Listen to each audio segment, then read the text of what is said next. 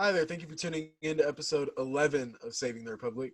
Today we're talking about CHAZ. We're talking about the Confederate statues, and we're talking about the shooting in Atlanta, Georgia. With us today is going to be Skylar Walksman, the one, the only, Nate Dunning, and those of you wondering where Kelly is, she'll be back. And unfortunately, with us again from the inferior UT is Jordan Clements. So here's episode 11.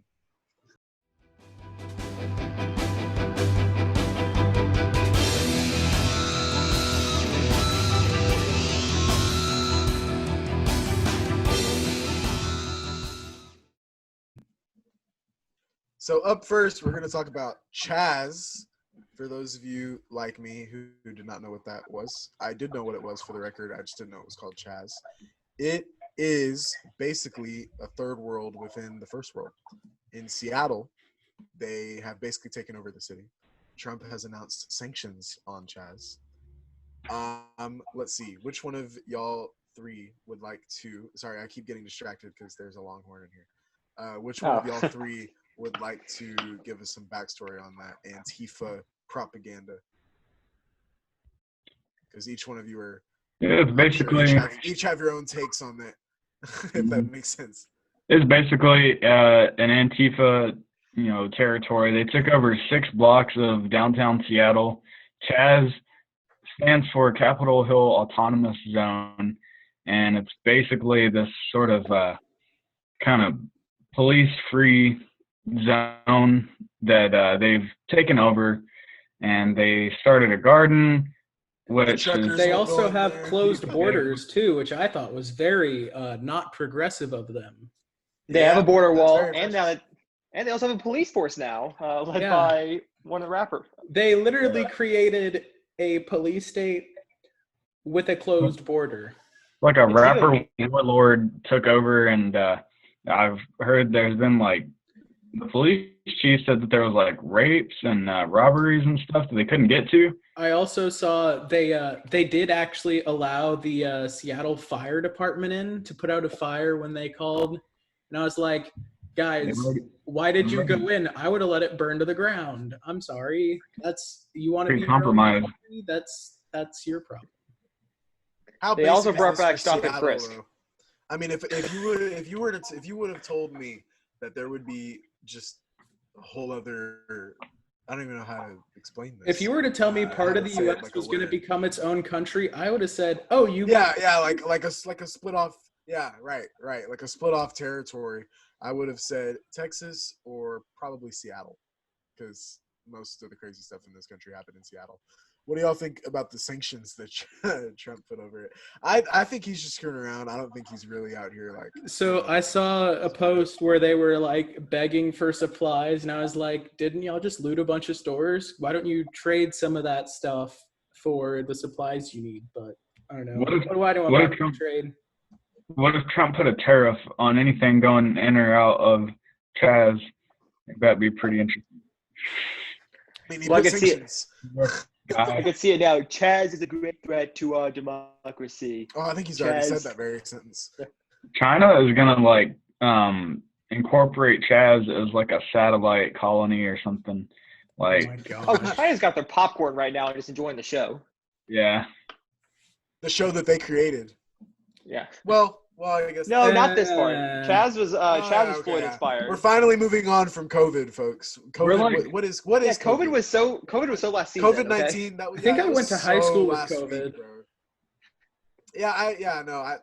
Was COVID some kind of class, or was that a reg thing? The funny thing about CHAZ is that if Seattle wanted to stop it, if they were in a city that they were in Fort Worth or Dallas, it'd be gone.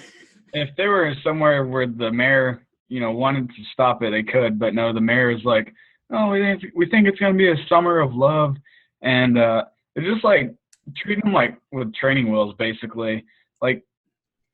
That's probably the easiest city to secede from, and they're just going to give you a pass. If you try to pull that in a real city.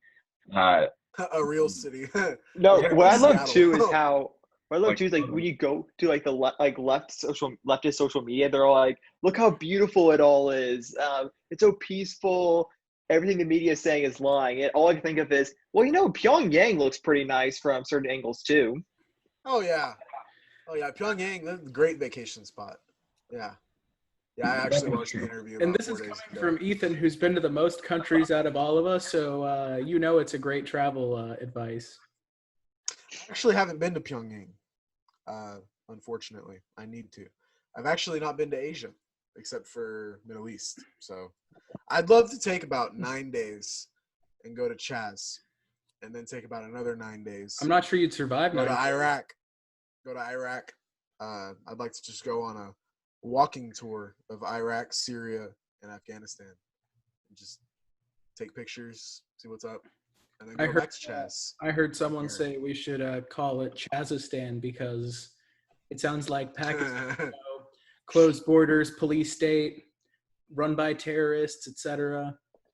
Yeah, but they're atheists. Do you have any oil? We wouldn't invade CHAZ.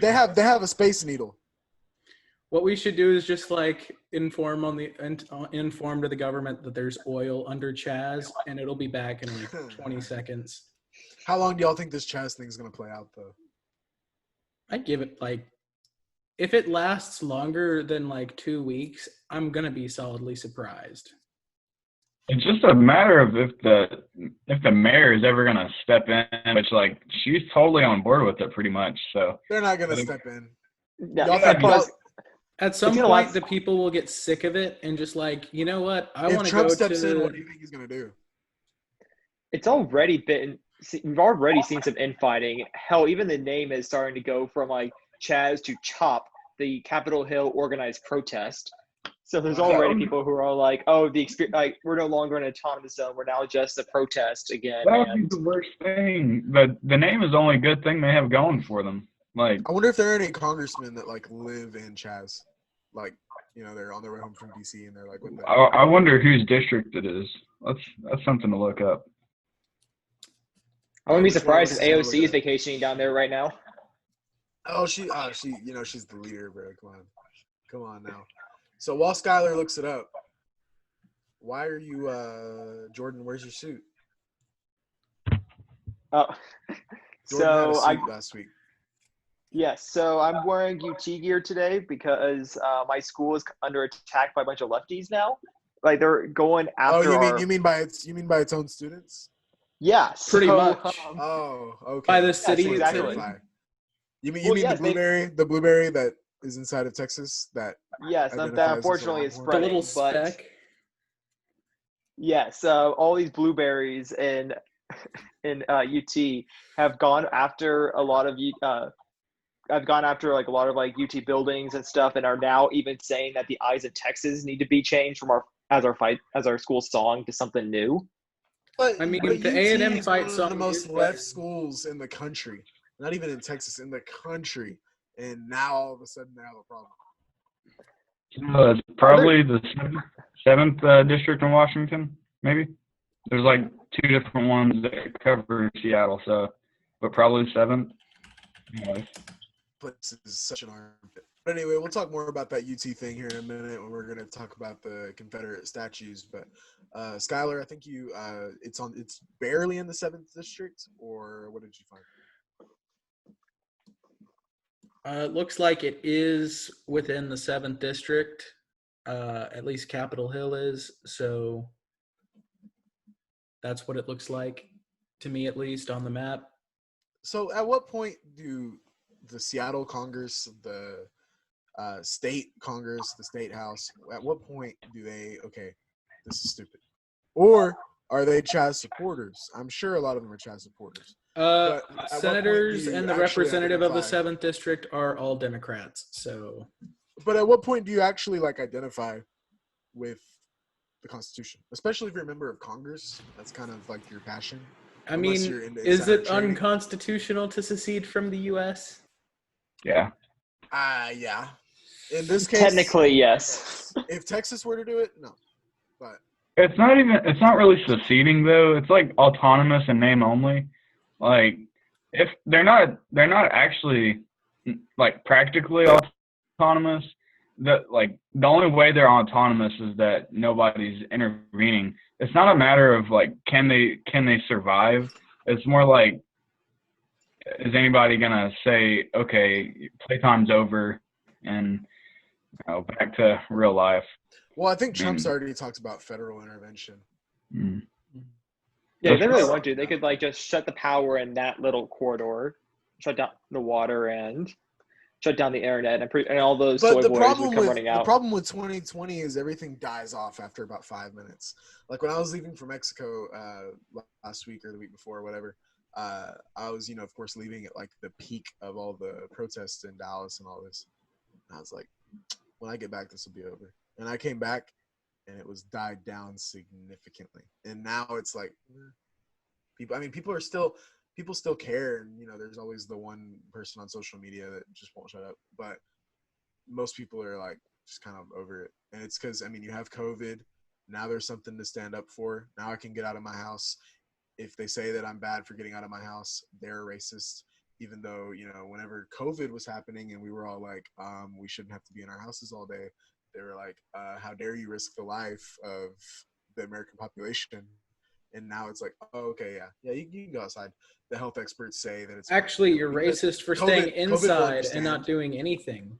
Right? Yes, yeah. If you stay inside, you are racist. If you go outside, if you post a black square like they told you to do, but you don't do anything, you're racist. Well, remember before Floyd as well, coronavirus was racist as well because it affected more communities of color. So if you stepped outside, you were affecting people of color, and you're racist. That is so okay. Here's the thing. Prove themselves right because it's going to contaminate higher concentration. I'm sorry, Scott. It's going to contaminate higher concentration of people. And when you look at urban areas like New York City, Chicago, Los Angeles, Seattle, et cetera, et cetera, et cetera, the minority presence is very high in most congested areas like that, just because that's just what it is. You're not gonna it's not very diverse in like the middle of nowhere Tennessee. Speaking of which, my grandparents went to a funeral for like a grand cousin of mine in Memphis the other day. Nobody had masks. Nobody, like they were all about 2 inches apart from each other. And so we look at all this, and back when we would protest for like our rights, no, you're risking their lives. And now the health experts say, you know what, COVID's going to understand that this is for like a good cause. Don't worry about it. Honestly, COVID will see that you're out. No, but like I was seriously hearing that these guys were talking about like, because it's for this cause, we think it's worth the risk. And I'm like, is that really your decision? I thought you were just supposed to tell us if there is a risk. Isn't that like, I didn't think my doctor was supposed to tell me politically what I should think. Right, exactly. And doctors and lawyers and some others should just not try to push people in a certain way in politics. Just do your job. I shouldn't have to worry about. I don't know how people like Steven Crowder and Ben Shapiro. I'm sure they have. I'm sure they check it beforehand, but I don't know how they get things done without like getting destroyed. Or people that are very left. You know what I mean? Like going to the hospital or something, and your doctor like can't stand where you stand politically. And if it's not a doctor that's professional, remember Ben Shapiro from the guy that hates me. Right? Ben Shapiro's married to a doctor. I know Steven Crowder's gone through like 4 different doctors because each one said they wouldn't help him because didn't he have the doctor on that was his doctor, but he's in like Las Vegas or something?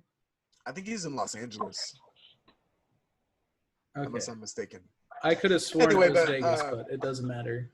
But back to the whole CHAZ thing, it's super annoying that, they're supposed to be anti-fascism and they're doing everything that they're protesting against. It's just the irony. How can you tell me that the country? How can you come like these same groups of people are coming and telling us we can't have a border wall because that's racist, but then they build a border wall around CHAZ? Like, really, guys? You can't ask for that kind of hypocrisy. You're gonna have a closed border around like this small piece of land, but we can't have a closed border around our big area. What's the difference? Like, and what's interesting too is go for it. Like remember, Minneapolis like announced they were dismantling the entire police department. CHAZ beat them to it. So now, like thanks to CHAZ, we see exactly what happens whenever you abolish the police force in the area, and that's just militias take over, I and want a y'all see, Republican even state to worse do because they're not that. accountable. I want a Republican y'all- state to do that and just like prove that like yeah, it can work without a police force, but I Did y'all wouldn't see in recommend robbing Congress? anyone. Did y'all see in Congress the whole George Floyd testimony deal? Matt Gaetz was like, "How many of you think that we should dismantle the police?" And there were like 8 people testifying, not including the ones on Zoom. Not a single person raised their hands, and I was like, "The protesters are so ignorant. Half of them don't even know what's going on. We were locked up in our houses for so long with COVID, and then now, if you protested COVID, you don't care about anyone. Like you just want everybody to die because you're not being safe. And now there's something meaningful to protest against, and it's like, you know what, I'm gonna go outside. That's not to belittle the meaning or anything. That's not to say that whatever. I'm just saying just looking at the data, looking at the paper. That's what's happening here. And a lot of them get there and they're like, all right, this is what we stand for. And you're like, oh, okay, yeah, cool. And you just do it. And you don't question it at all. I have so many friends that went to these protests, and I'm like, okay, but did you know that there's an FBI and DOJ investigation into the Minneapolis police? Oh, no, I didn't know that. Did you know that Trump has talked to the Floyd family? Oh, no. No. Are you aware of criminal justice reform? No. And then the list continues. And then, last thing. I had a black friend, and I said, but are you aware of the record HBCU funding? Like the record setting of the Trump administration? What's an HBCU? I was like, oh my God. And they were in college too. I was like, that's it. That's it. Ignorance in action. And it continues with CHAZ. Anyways, what are y'all's bets for how long this whole CHAZ thing goes on? I'd be surprised if it lasted longer than 2 weeks, personally. But we'll Right, see. Jordan, your bet? I think I agree with Nate on this. I would say around 2 weeks to a month at most. It just depends on how many outside help they have. I could probably see it going out about a month, actually. It's all a matter of a month. Yeah, it's all a matter of when anybody wants to step in. And I don't see. I'm gonna bet this time next week it's dying off. This time next week, I'm going quickly because truckers aren't even going in there. They're running out of supplies. I give it this time next week. They're gonna be. Well, yeah, they were literally begging for supplies from the U.S. and I was like, you guys can't just go leave and then beg us for stuff. Go find something to trade. Right, and I want to know how this plays out because Trump has put sanctions on them, but also Antifa is classified as a terrorist organization. So how do we approach that? Anyway, anybody have an answer to that? Well, no, I still don't know how it's going to work with Antifa being a terrorist organization. Like, I don't know, man. Because it's so subjective. I mean, how many people are like card carrying members of Antifa or whatever? Like, I don't think there's such a thing. Yeah, but it can be like Antifa affiliated groups. Like UT, for example, we have like the Autonomous Student Network, which is basically like our version of Antifa. And I feel like it's just going to be kind of like the idea, like the loose, because Antifa itself even claims to be just a loose organization of individual groups, almost kind of like Al Qaeda, where it was a network of individual cells. So I think that's where the idea comes from. Yeah, I think that makes sense. I don't know how Black Lives Matter hasn't been classified as a terrorist organization yet, but that can be so I've heard a lot of debate about this. I've heard a lot of people say that it wasn't Black Lives Matter people doing the looting, it was all Antifa, and I've heard both stories, and I've heard that they're the same organization, but I don't know what's going to happen there. Well, I don't think Black Lives Matter. I mean, I couldn't call them a terrorist organization. It's an organization that I don't really agree with. Like if you go on their website, they have stuff that I could never agree with. But I don't think it's the people that are actually Well, I see what you're saying there. For example, in the case of Antifa, a lot of Antifa's members are going to protest with BLM on their sign, even though they aren't necessarily affiliated with the Black Lives Matter group. But same way around, there are a lot of people that like go saying they're Antifa when they aren't necessarily members of the Antifa group, like officially. So on both ends, it gets really complicated with, well, how do you prosecute X person and Y person? Because I might go outside ignorant, not knowing anything about what I'm talking about. Like, yeah, Antifa, yeah, Black Lives Matter, and I don't necessarily have any affiliation with either organization, nor do I know that either one is an organization. I might have Antifa up like, yeah, anti-fascism, and I don't realize that that's like an actual terrorist organization. Same thing with Black Lives Matter. So I mean, it just gets really complicated. It's gonna be hard to like prosecute people because of some affiliation with Antifa. I will say what they should do. They need to start arresting people. I don't know. I mean, I'm not. I think they have, it just doesn't get covered. Well, what happens is they arrest people, and then like celebrities will be like, "Oh, we're gonna bail all these protesters." Well, yeah, everybody's been getting bailed out by celebrities. There's like a fund. Yeah, and I think the whole point of like designating as a terrorist organization is not necessarily like, oh, if someone says like I'm anti-fascist, like FBI is gonna come knock on your door and take you in. I think it's more of like if you are out there with a mask beating up on someone and you get arrested for it and you find out you have ties to Antifa, you get double booked. I think that's more of like once I you don't think they're start gonna committing treat the you actions. like you're a member of Al Qaeda. I think it's gonna be more along the lines of what Jordan's saying. Well, so now we've got this whole debacle with the Confederate statues, which I thought I thought this was going on 10 years ago. I thought it was going on 8 years ago, 6, 4, 2, and now here we are again. It's that time of the year. It's that time of the cycle where everybody all of a sudden has a problem with the statues. Give it about a month, nobody will care anymore. And then this time next year, they're going to be like, hey, wait a second. We never had a result with those statues. Okay, so today we're talking about the Confederate statues and how people want to remove them. So I've kind of seen a lot of this. We have one out in front of our courthouse here in Belton. They actually had a protest on Saturday where a lot of people called to remove it, and a lot of people wanted to keep it because it is a part of our very historical town. I think that courthouse was built in like the early 1800s, maybe even before that. But yeah, it's very old, and like it's been there for hundreds of years at this point. The statue or the courthouse? Both. The statue is like, it's like a little bit over 100 years. It's one of those from the United Daughters of the Confederacy. I'll admit, like I watch Vox videos every once in a while, and there's like a Vox video that talks about the Gross. United Daughters of the Confederacy. I'll be honest, they have some pretty cool looking like infographics and stuff like that. But basically, the United Daughters of the Confederacy. Universal, you can do that. Yeah, but United Daughters of the Confederacy put up all these statues, and like after the turn of the century, a lot of them around like 1910s and stuff like that. And it's been up for like a little bit over 100 years.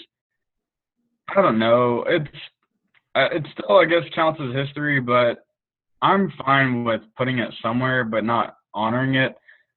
Personally, I don't know what y'all feel about the Confederacy, but I feel like Confederacy mainly stood for slavery, and so I'm perfectly fine with not honoring it. Just put it somewhere. I feel like having a statue there, ironically, doesn't honor it. I think it's just a reminder of where you're coming from. If we approach it as it's a bad part of our history, we need to remove it because it's offensive, then that's not okay, because that's basically just a representation of how babied our generation is about everything. It's not that it's like so offensive that like I'm now like turned into a pile of mush because I'm so offended by it. It's like I think on that statue it says something about like something about our Confederate heroes. Like personally, I don't find them to be like heroes to me. Well, just like a statue. I mean, there's a lot of that's where debate gets put in. If it's a statue put there, it just represents your history. You don't have to agree with it. It's just history. Anyway, so here's kind of where I stand on this is I want the statue to be there, not as a like reminder honoring the Confederacy. I want it there to remind my kids like, hey, this is something terrible that happened. Never, ever, ever do this again. It was terrible. That's kind of the reminder I just want there, so that like we know, hey, our ancestors did this. We're not above this. We could do this again. History repeats itself. Don't do this again. This is our reminder to never do it again. Something I think is kind of weird is people will say like the statue is a reminder of like if you erase it, we're gonna repeat it, but it's not. The statue isn't saying this was a bad thing. The statue, if it says like our Confederate heroes, like that is kind of, it's pretty much honoring it. That's what the statue says because it was made in a time where terrible things happened. Yeah, so I don't know, maybe put a plaque or something by it. Yeah, I could go for that. Like, this is something that happened in the 1800s. This no longer reflects the beliefs of like 99.99% of the country who recognizes that it was terrible. So for those of us who don't live in the Belton area, is this statue like honoring kind of like the soldiers of the Confederacy, like the kind of everyman, or is it like a giant Robert E. Lee statue, for example, like a Jefferson Davis? It's a broad. It's not a specific person. It's just sort of a generic. It's kind of a generic soldier on a pedestal that. Let me see if I can find a picture actually, but it's kind of just a generic soldier on a pedestal. And it says, well, Skylar just said the inscription. It reads. I mean, it's basically like a Walmart brand statue. It's like not something special. I mean, it's not like a Mona Lisa of statues. Like you could get this from any freaking dollar store. I mean, not. I'm sure whoever made it put a lot of sweat and tears into it, but still, it's kind of not that special. It's not the way I view Confederate statues is. So people like Jefferson Davis, for example, who his only thing is being president of the Confederacy, statues of him, yeah, I don't really see the point. And it's like with statues like Robert E. Lee, for example, in Virginia, I can kind of see because Robert E. Lee did do a lot of work for Virginia before and after the Civil War. I can see that in Texas, not so much. Robert E. Lee's only contribution here is leading the failed rebellion. When it comes to the common soldiers, however, I feel like there is a point in having those statues there because the soldiers of the Confederacy were not necessarily fighting to preserve slavery. The way I view it is the Confederacy itself was born out of slavery. The secession came out of slavery, but the war itself was not. The Civil War was was a lot more nuanced than that. And the average soldier was not fighting to preserve mass slavery. Most of them didn't have slaves. It was more defending the home state. So this monument honoring like the everyman Confederate soldier, I'm sympathetic to those staying because they're honoring soldiers that were simply fighting to protect their state, which was a big point of pride back then. But people like Jefferson Davis, no, yeah, tear those statues down. Like that, like there's no real purpose of having the leader of the failed rebellion being honored. That's a good point. There was a big controversy this week at A&M about Sol Ross, who was I think was he a governor of Texas, and he was like was he a general in the Confederacy? I'm terrible about screwing this up, but he was the president. He was the president of Texas A&M, and they also have Sol Ross State is named after him. So I think that's fair to keep his statue up. Mm-hmm. But it's not honoring his like him being a general in the Confederacy or whatever his association was. But yeah, I'm fine with him. Like he played a big role in A&M being established, and there was the statement that they put out saying something about how he helped, I think, with Prairie View A&M or something. So obviously he's like made some big contributions to their university system. Prairie View A&M is a historically black college and university. Right. But what I've like, so as y'all know, I have a few controversial opinions. One of them being I can't stand Twitter whatsoever. I only use it. That's not controversial. Yeah, that's not so bad. That's not like my Whataburger take.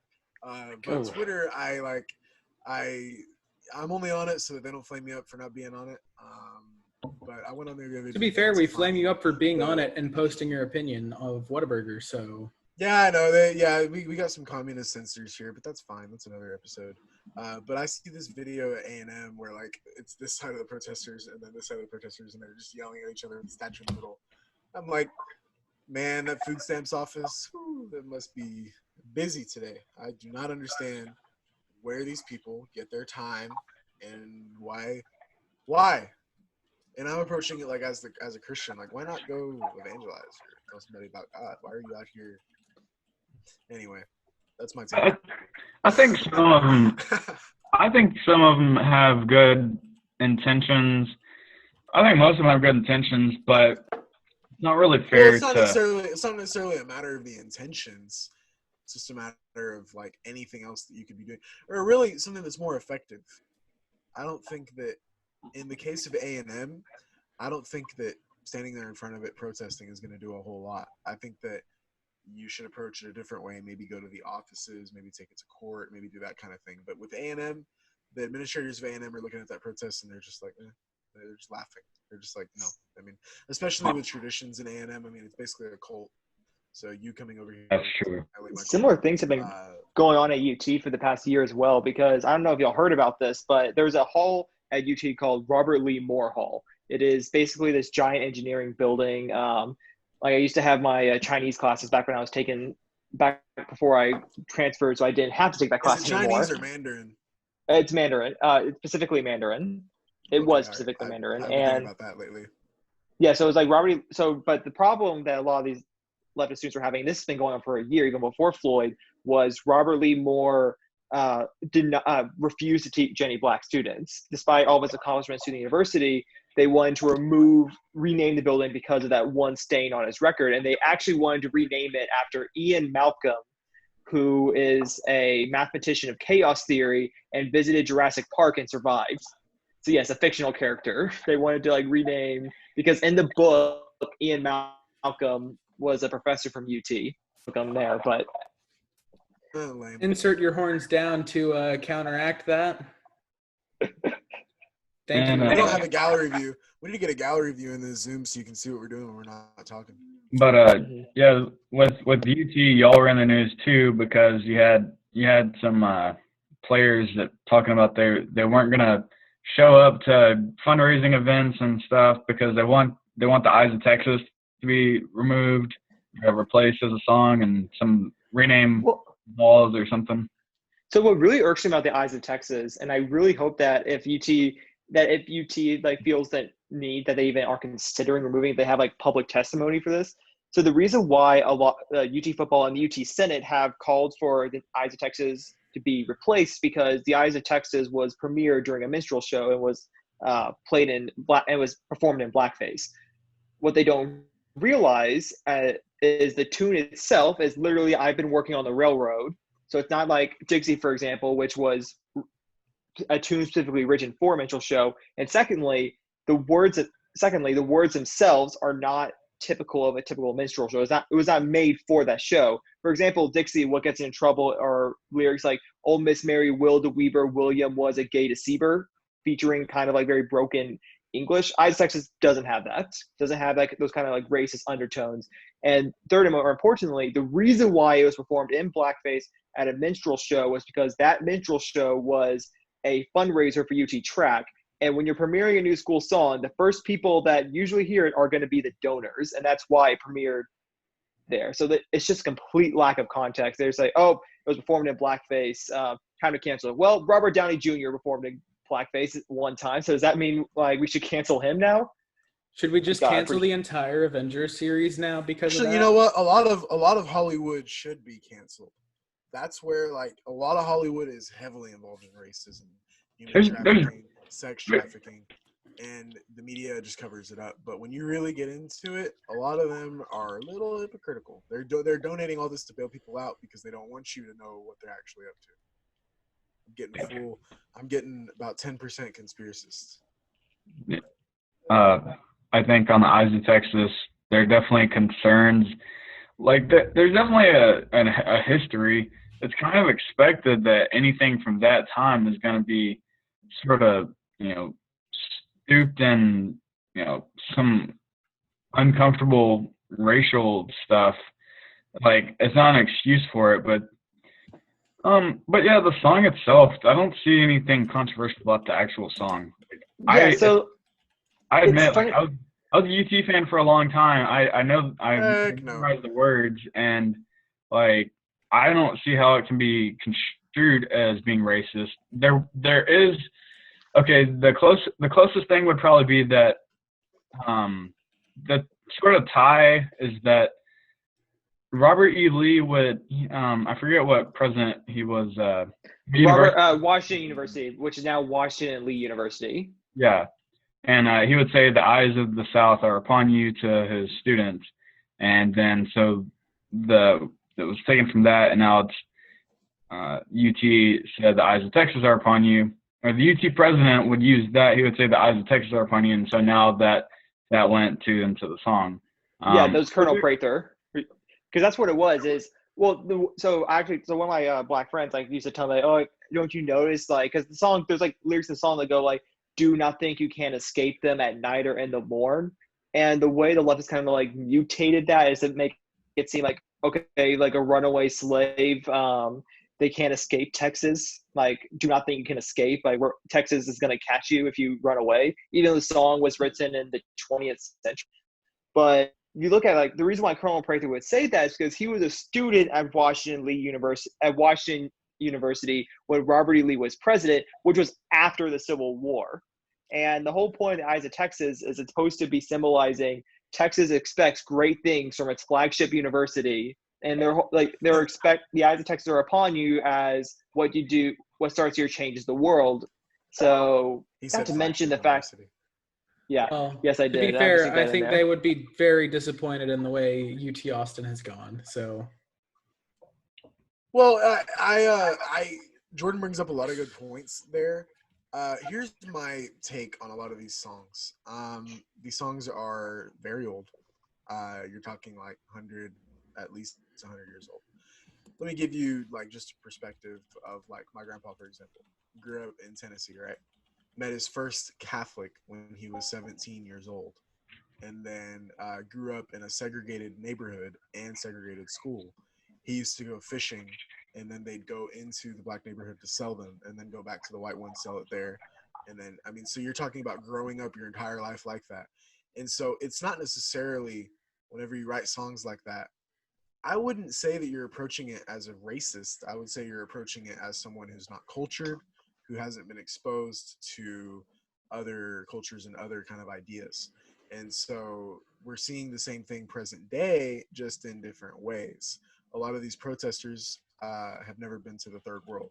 They have no idea what communism and socialism really is. They just believe what they're told. And so it's kind of hard. What I would prefer is to leave the songs there and celebrate that now we're more cultured, and now we're growing up where you can go next door and there's a whole other lifestyle, and then on the other door a completely different lifestyle from yours and the person next to you. So why not keep the songs as a symbol to see how far we've come from the idea that one race is superior. We are now at the point where equality is, getting achieved as much as it can in 2020. uh, and so I don't know if I'm making sense here, but that's the well, way that I view it. I wish we would just celebrate how far we've come and use it as a symbol instead of, you know what, that kind of offends me, let's remove it. I mean, the hard conversation is that, like, I mean, where racism was the worst or was most prevalent was where there were the most like black people, because like that's where the interaction was, but they were being treated like as as subhuman.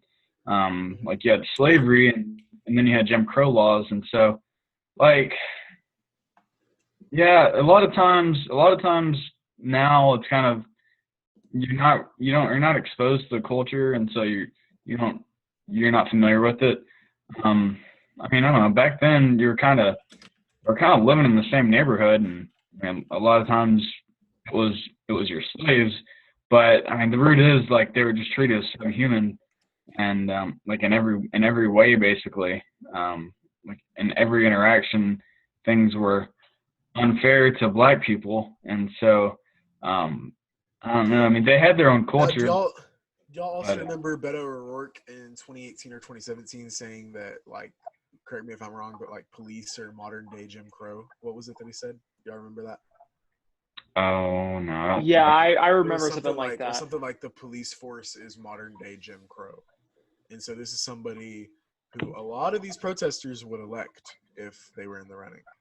It's like, bro, you Well, don't it's know what all you're doing. that's a very popular leftist book, though. It's like the new Jim Crow, talking about how because the 13th Amendment has the penal labor kind of stipulation saying that forced servitude, unless punishable, unless it's punishment for a crime, the leftists kind of take that as their new rallying cry that because prisons are overwhelmingly minority communities, that automatically means that the reason why that stipulation was in there was to keep slavery alive. And that's not forced labor either. They're paid in prison for the labor. But that's, and my kind of thing is they're really targeting like UT, and that's not even like the oldest university in the state. They should really be going after the older universities in Texas. Well, it's jury's still out if like see if like people from A&M will start changing things, because the eyes of Texas get changed. That means part of the Aggie war hymn has to change as well, because the Aggie war hymn references the eyes of Texas. So if the eyes of Texas go away, you could probably expect like the five lefties at A&M to kind of like rise up and The try to do five. something. But even then, like the only just under 3,000 people have signed the petition from the UT Senate to so the UT Senate released a lot more stuff talking about like we need to have classes about systemic racism, how we need to defund UTPD and forbid APD from patrolling off-campus areas, and then the other one was like, for us, like getting rid of the eyes of Texas. Only less than 3,000 people have signed it. There are like Jordan, 45,000 students. What's your take on systemic racism? The idea that there is a systemic problem in our police force and in our laws that is creating racism. What like the agenda that's being pushed in the last month? What do you think of what they're pushing, and do you agree, do you disagree, and why? I disagree. I think that all the problems that like the very viral systemic racism videos talk about have nothing to do with race, but is more of a class problem. More of a culture or a class? Kind of like I'm talking like class problem. Because like for example, the more popular systemic racism videos are talking about how, like for example, like Jamal versus Kevin. I don't know if y'all saw that video. Ben Shapiro did a whole segment about it. All the problems that the hypothetical Jamal faced was stemmed from the fact he was in a low-income neighborhood. But do you think that this is okay, when you see videos like that, it's a very loaded phrase because it's systemic racism. And not systematic. So you can debunk the systemic or the systematic. I'm sorry, I'm illiterate. Well, it is you systemic. The racism part. You can each part you can debunk, and then you can put it together and further debunk it. Well, what's crazy to me is the places where they say that there are systemic racist like laws and such, so they call it the actual system of racism. They're accusing states like Minnesota, New York, and places like that, California, all run by Democrats. And to kind of just throw this back to the Confederate statues a bit, you know who erected those? Well, it's because they're realizing, their guilt. But anyway, Jordan, where were you going with that? I'm sorry.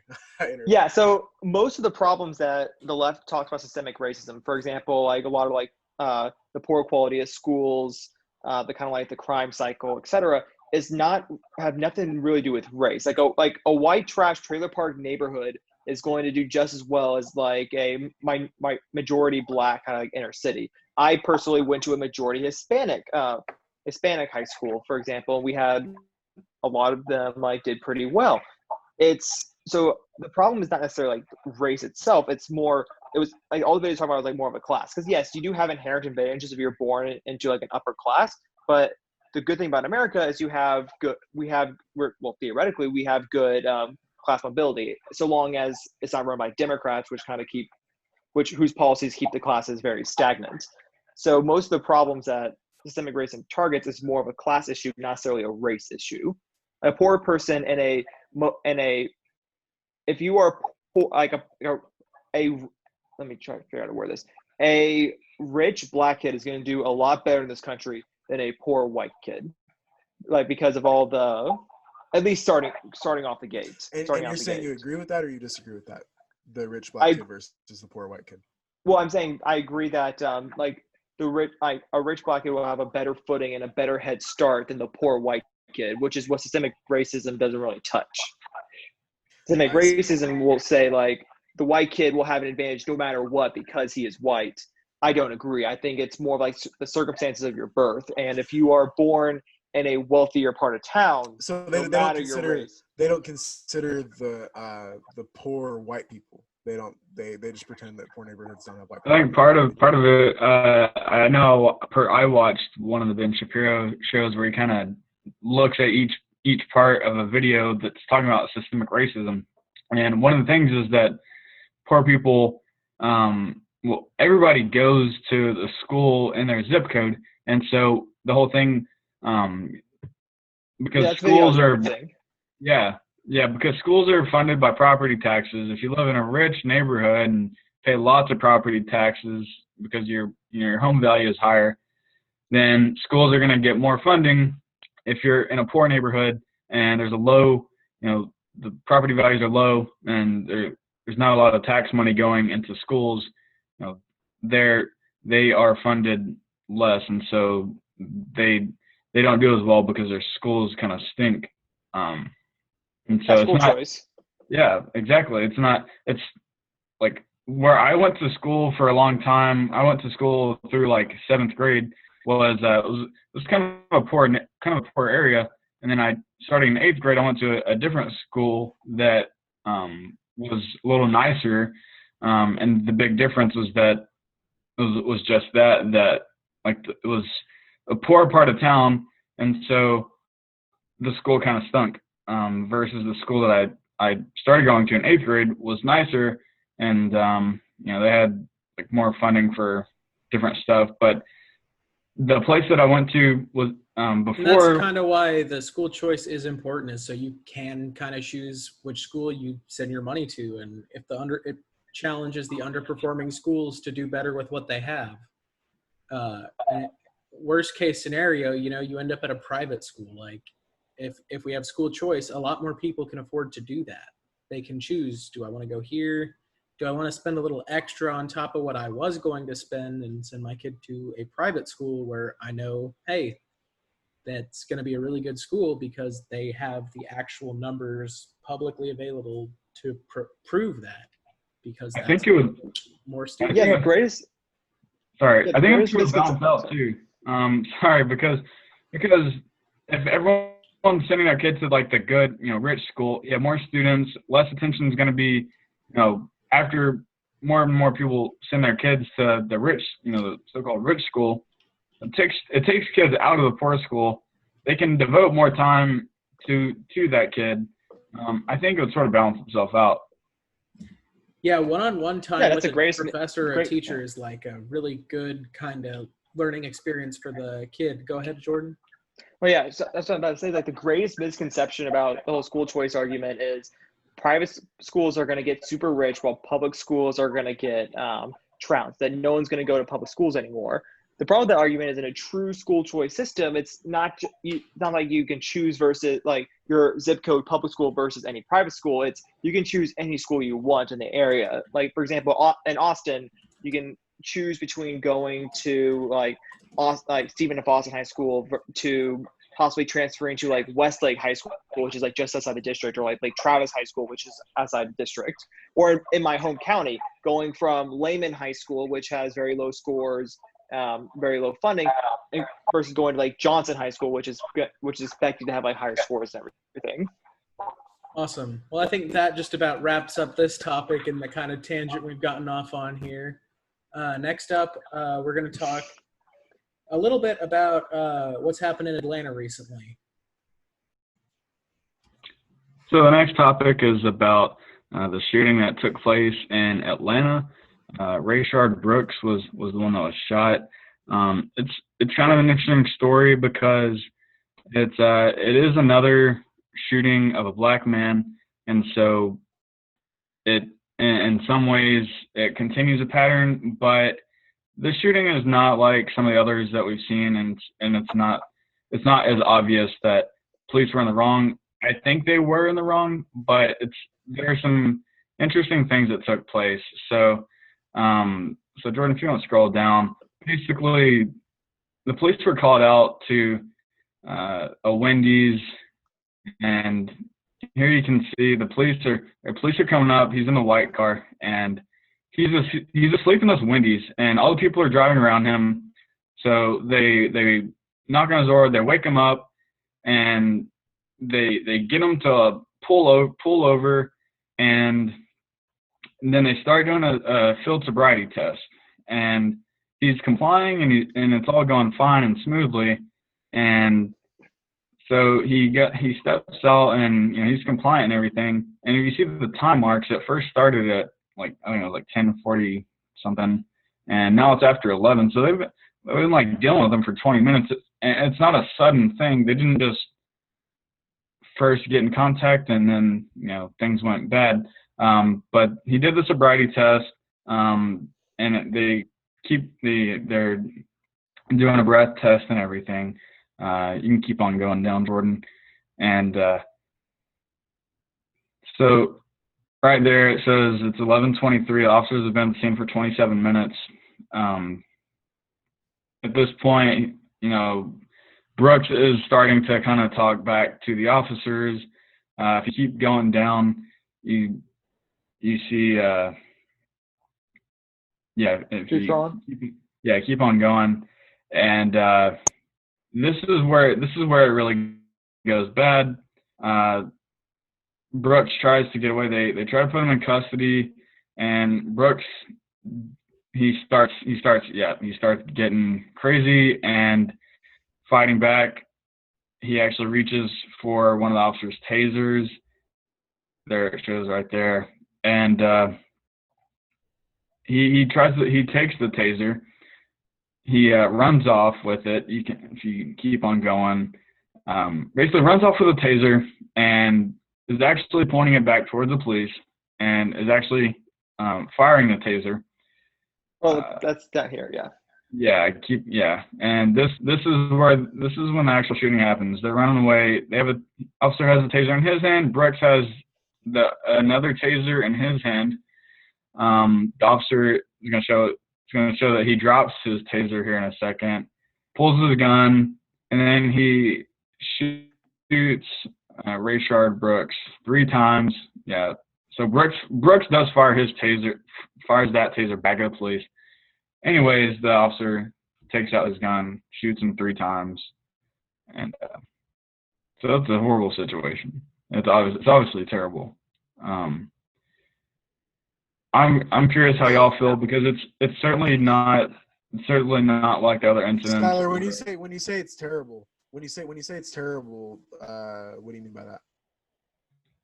Well, I think it's terrible that he ended up being dead. I think that is terrible. Okay, so so you're not saying like you're not trying to push something with that. You're just saying the situation all around is terrible. It's a horrible situation. Okay, all right. I think, obviously Brooks did a lot of stuff. We saw that he did a lot of bad stuff in that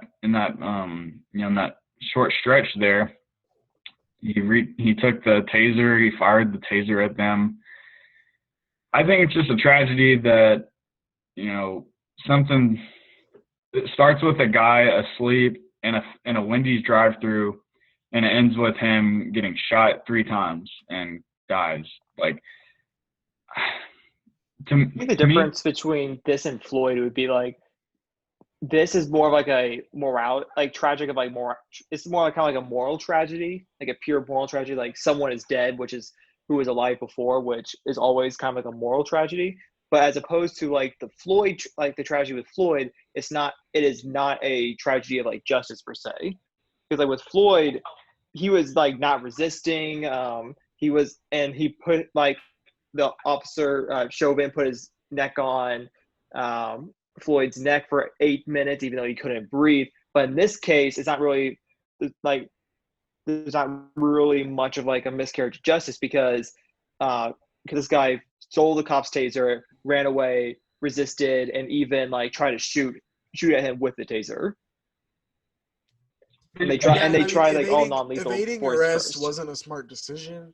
Of course, I don't think he should have died. I mean, I'm not trying to justify it, but I do think it was suspicious that he was like, I can just walk home. Like, what's wrong with the car? And I do think that if you're the officer, it's kind of not normal for someone to be asleep in a Wendy's drive-thru. And they say he was asleep, but when they were approaching the car, the brake lights were on. So I'm kind of confused. But anyway, there's something I noticed. But I just don't. There was a lot of suspicion there, and if they had just detained him, he probably would have been out that night. I mean, it would have just been a minor deal, especially. Yeah, anyone gets detained. But when you resist arrest, a cop is trained for that kind of situation. That cop is now on high alert that you've now resisted. By you resisting arrest and not to mention grabbing your taser, the cop is now on a whole other wavelength. And it's not to say that it's the right wavelength or the bad wavelength. It's just we have to acknowledge that it's a time where a cop is being a cop in panic. And a lot of people are talking about the shooting 3 times. I don't understand why he didn't just shoot his foot or whatever, but then again, that's not something that police do. Like people are like, why did you shoot him in the leg?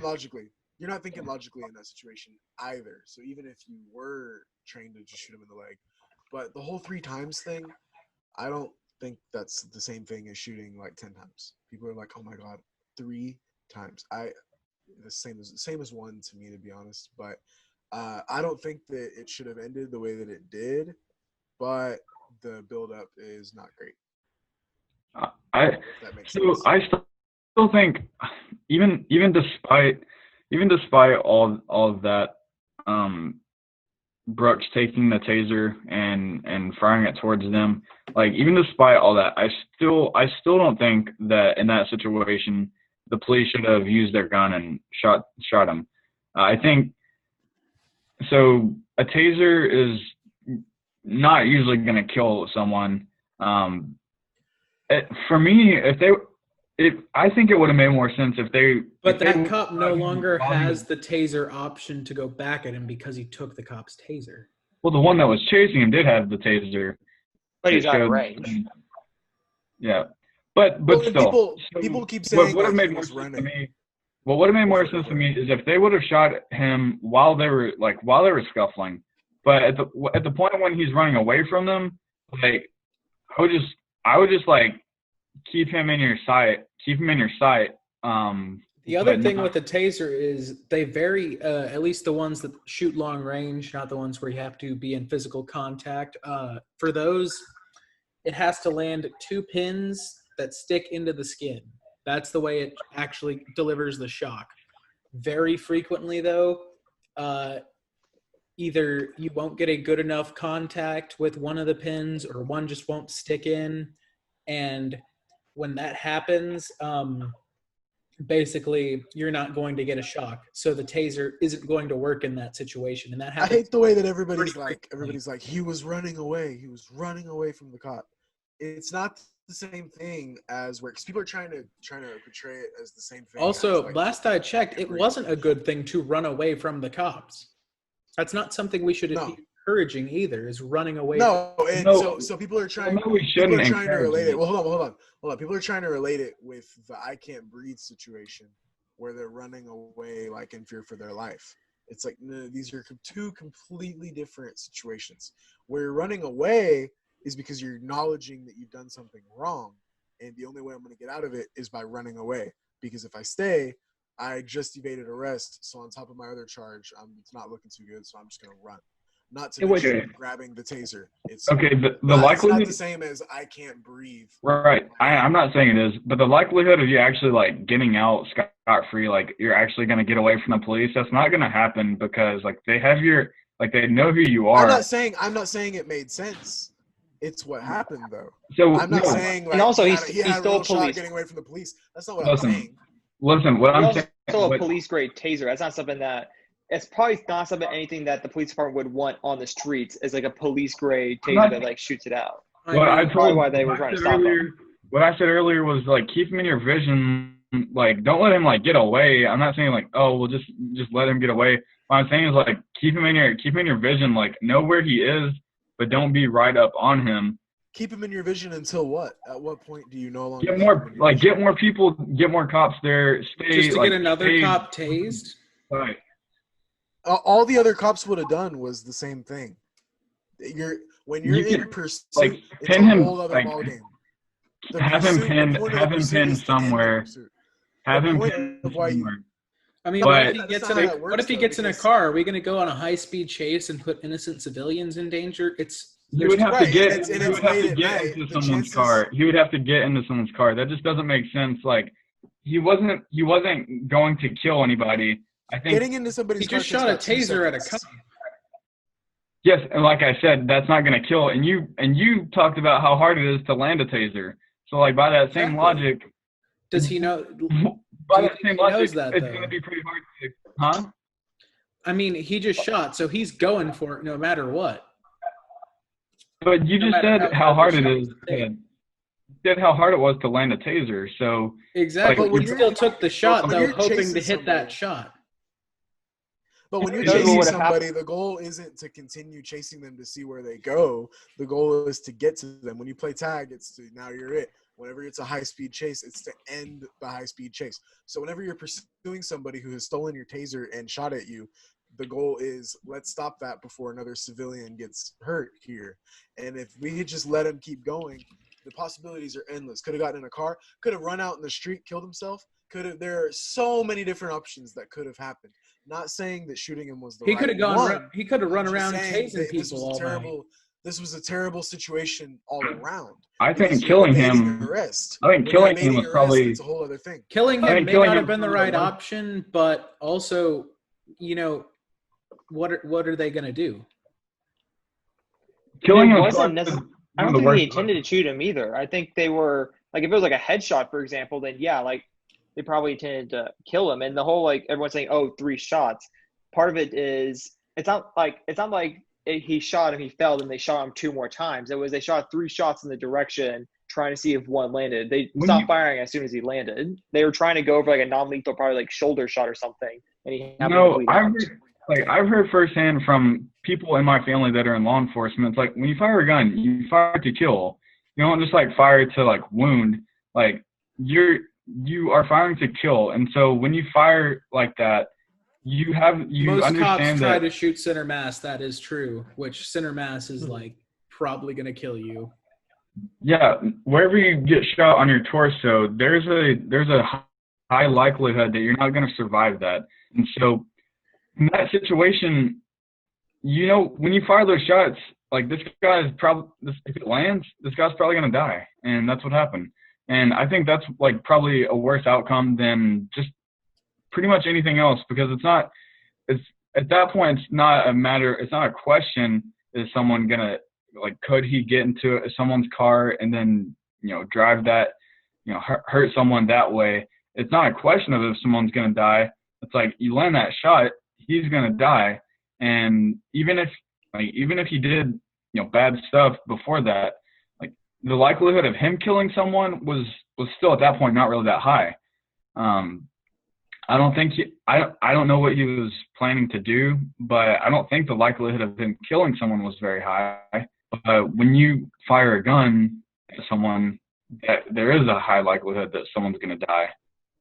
So to me, it's kind of just like probability, which is, I mean, in that situation, it's hard to like think about what's the probability he's going to, like, you know, kill someone. But at the same time, he has a taser and he can literally just go around tasing people all night if he wants to. But also, y'all, continue we running.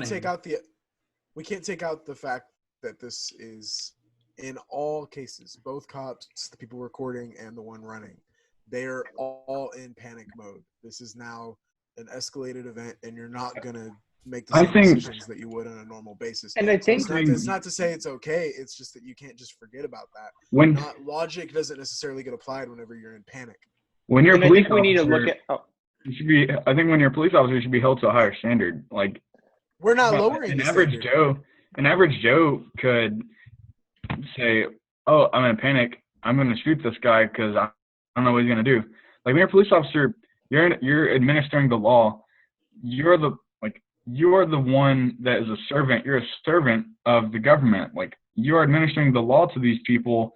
And Honestly, so, you're singing to the choir, Skylar. we agree with you. I mean, that's cop 101. You know, you're supposed to hold yourself to a higher standard. You are serving the people. I mean, obviously, I'm just yeah. saying. So, and And that's even just, then, Even in the case of the one running, they're not making their. It's all around a terrible situation, like what Skylar said at the beginning. Jordan, what have you been? yeah, isn't like, correct me if I'm wrong, but the tasers that shoot the actual prongs, don't you need like an actual like license and stuff in order to like buy those and own them, because it's basically kind of like a firearm? I know like the taser that Nope, you you have can to go buy like them on direct. Amazon. You can? Okay.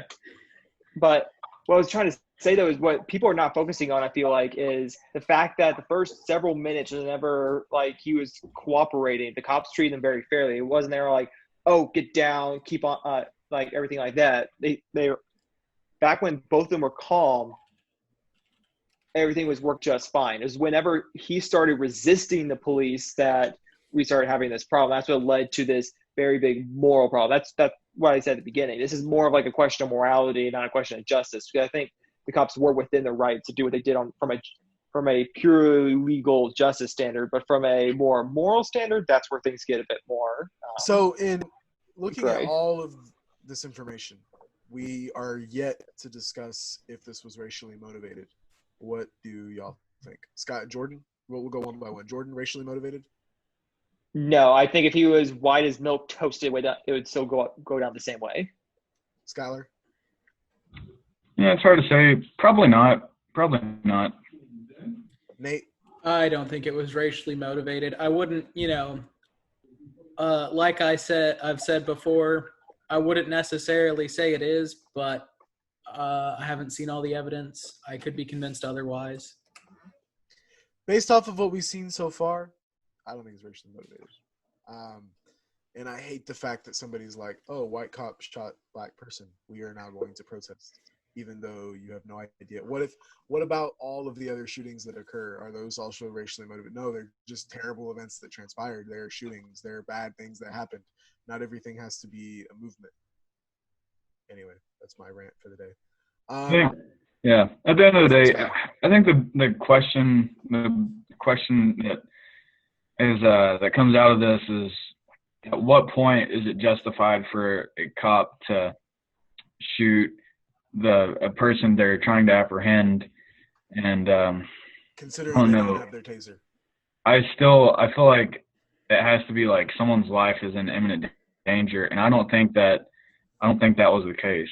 So that's just he definitely I agree did with that point. I don't but, think anybody's life was in danger. I see what you're saying with that. That is where it's like, at the end of the day, was anyone's life in danger? Yes, no. If no, I mean, it could have rapidly changed. Like, who knows if you like let him go on for a couple more minutes. Now they did. I mean, they did have a taser in their hands, so the argument could be made that someone's life potentially could have been in danger if it had escalated any more. Again, not saying it would have been okay to kill him. I'm just saying. I'm really interested to see, because I think there probably already is an investigation. I'm really interested to see what comes out of it. Why does this all keep happening in Georgia is my question.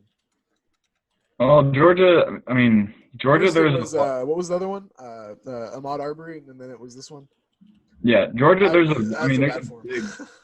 big there's a large black population in Georgia, and so obviously they've had like a pretty bad history of like racial contention. So it's kind of not really shocking that this stuff kind of happens in these like deep South states. But all I know, this wouldn't have happened if the rightful governor Stacey Abrams was in office. Oh yes, she would have provided just peace and prosperity to everyone. Anyway, I think that we're gonna argue this till our face is blue, but and I know other people are gonna argue it's probably gonna be on Twitter for quite a while. So, but we've heard a lot from pretty much everyone. I feel like I did way. That pretty much wraps up this topic. We can argue this till we're blue in the face, and I probably will get into some arguments on Twitter. But yeah, thanks for listening. This has been episode 11 of Saving the Republic. Thank you for being with us for these 11 weeks. Cannot believe it's been 11 weeks. Kelly Nider will have her return. She's been switching apartments and doing a couple of personal stuff, but she will return. She's still on the podcast. Thank you to Jordan Clements for joining us today from the Inferior University of Texas. Stay tuned for our Wednesday editions. We have some very good ones coming up. Don't want to quite yet announce who our guests are, but they're very good. Thank you for tuning in.